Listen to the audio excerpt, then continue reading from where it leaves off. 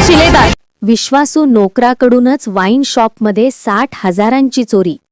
सीसीटीव्हीत कैद प्रकार। 5 वर्षांपासून काम करणारा नोकरच आरोपी। दिग्रस शहरातील बाजार समिती समोरील जयस्वाल वाईन शॉपमध्ये विश्वासू समजल्या जाणाऱ्या नोकरानेच नगदी रक्कम व दारूचे बॉक्स चोरल्याची धक्कादायक घटना उघडकीस आली आहे। संपूर्ण प्रकार दुकानातील सीसीटीव्ही कॅमेऱ्यात कैद झाला असून व्यापारी वर्तुळात खळबळ उडाली आहे। या प्रकरणी दुकान मालक ॲडव्होकेट संतोष कुमार रामनारायण जयस्वाल यांनी दिग्रस पोलीस ठाण्यात फिर्याद दाखल केली आहे। त्यांच्या तक्रारीवरून नोकर विजय जुगल जयस्वाल आणि त्याचा लहान भाऊ राजू जयस्वाल यांच्याविरुद्ध चोरीचा गुन्हा नोंदविण्यात आला आहे। मिळालेल्या माहितीनुसार 18 फेब्रुवारी रोजी सायंकाळच्या सुमारास दुकान मालक संतोष जयस्वाल हे मित्रांसोबत चहा पिण्यासाठी काही वेळासाठी बाहेर गेले होते। दुकानाची जबाबदारी त्यांनी नेहमीप्रमाणे कर्मचारी विजय जयस्वाल याच्यावर सोपवली होती।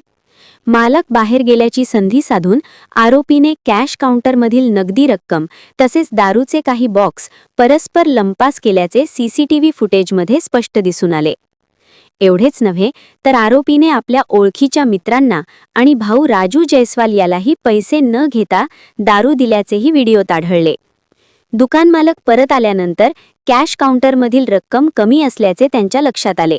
संशय आल्याने त्यांनी कर्मचाऱ्याकडे चौकशी केली, मात्र समाधानकारक उत्तर मिळाले नाही। त्यानंतर सीसीटीव्ही फुटेज तपासण्यात आले असता विजय जयस्वाल हा नगदी रक्कम व दारूचे बॉक्स चोरताना दिसून आला। या घटनेत सुमारे 60,000 रुपयांचा मुद्देमाल चोरीस गेल्याचे तक्रारीत नमूद करण्यात आले आहे।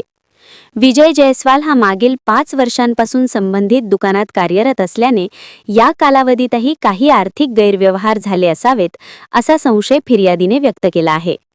दरम्यान दिग्रस पोलिसांनी विजय आणि राजू जयस्वाल या दोघा भावांविरुद्ध गुन्हा दाखल करून पुढील तपास सुरू केला आहे।